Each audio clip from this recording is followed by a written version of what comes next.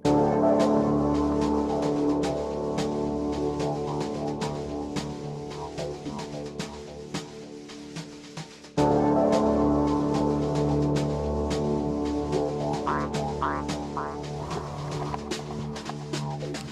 day. Well, we've made a change to our M470, or M480. Sorry about that. We've decided to purchase the gimbal, and it's the Tech.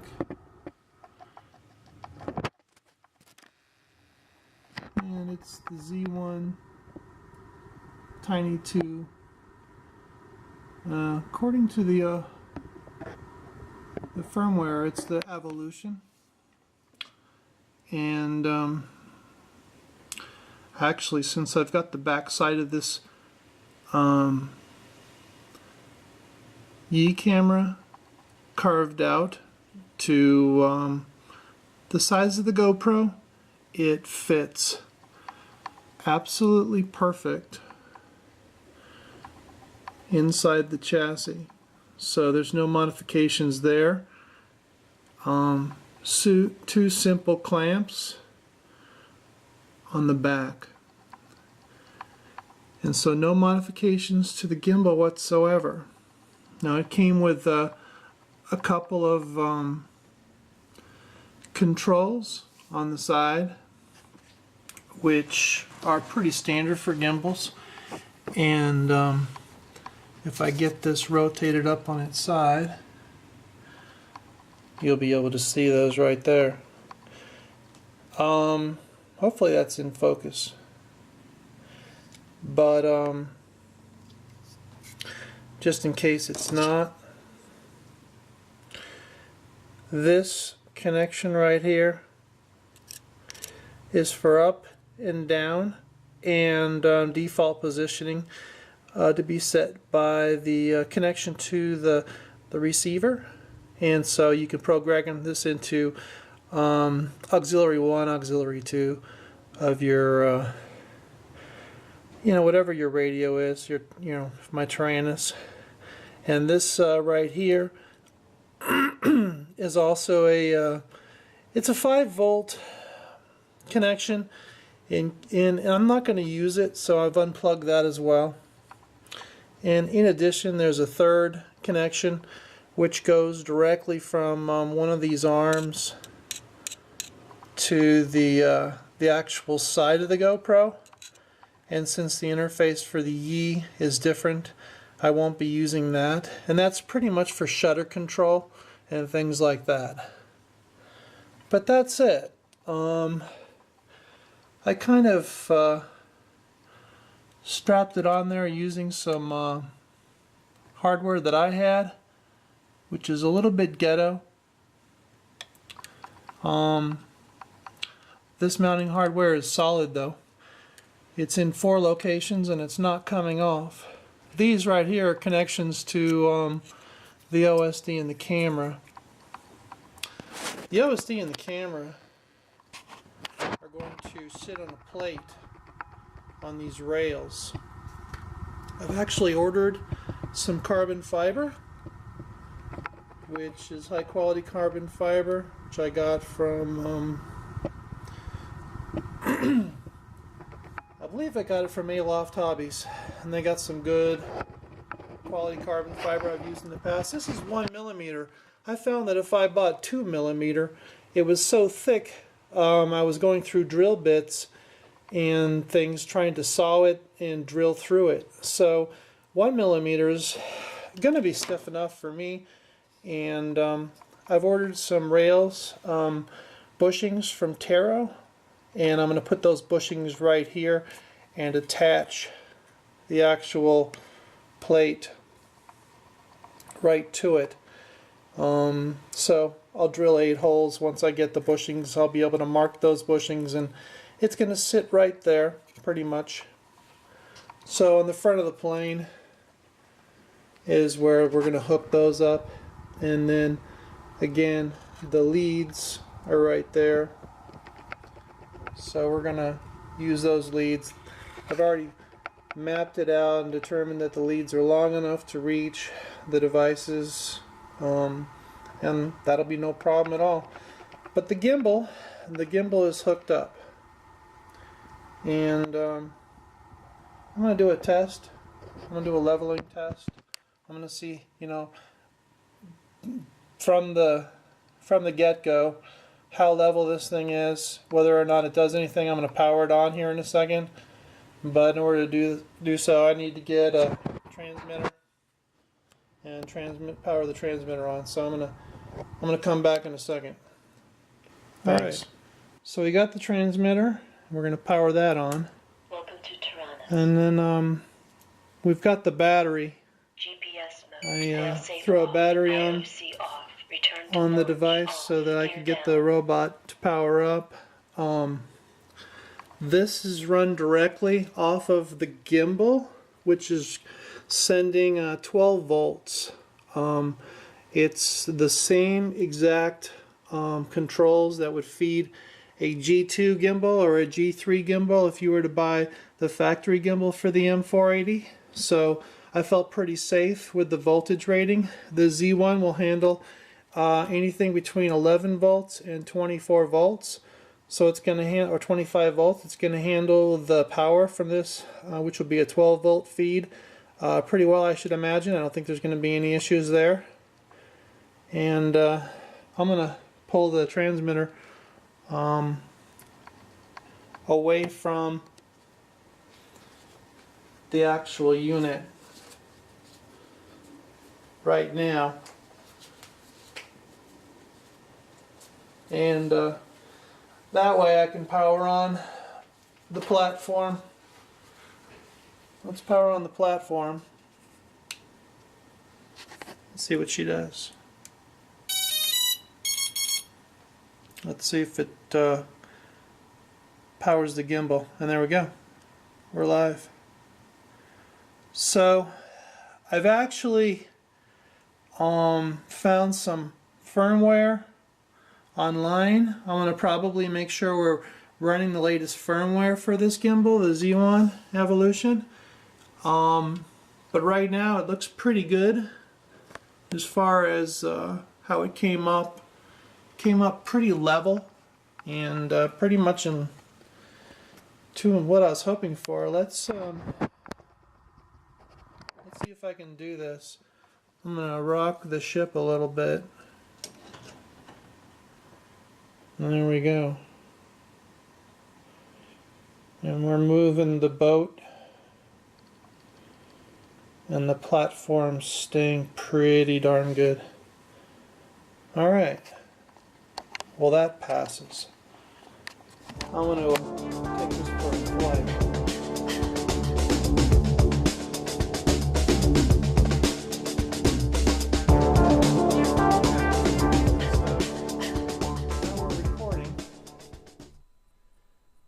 Got the platform in my hands, and I'm going to do some maneuvers and see how it holds up.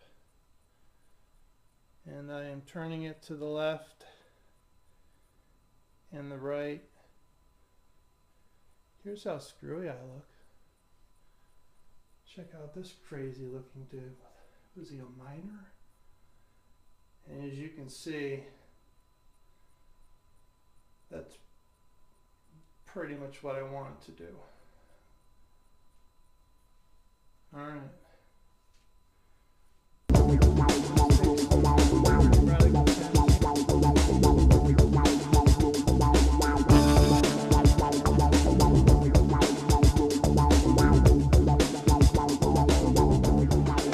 Alright, so the last part of this is the software configuration. So there's a USB port on the side of the gimbal, and what I'll do is power this thing on first. Make sure the transmitter is on. Transmitter's on. Good to go there. Fire up the bird.